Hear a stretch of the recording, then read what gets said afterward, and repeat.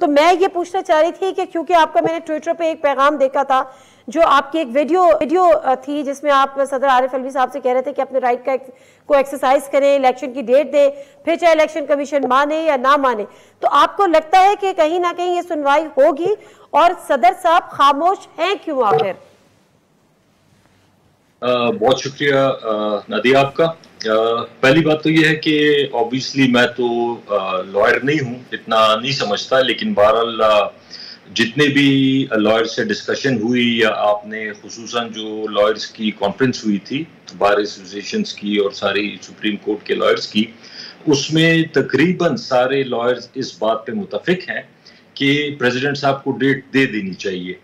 तो मैं बहैसियत एक आम शहरी पीटीआई के नहीं कि कोई पीटीआई की वजह से हम कह रहे हैं इलेक्शन होगा, तो इलेक्शन तो सारी पॉलिटिकल पार्टीज के लिए होगा, सारे पाकिस्तान के लिए होगा, जो जीतता है जो हारता है।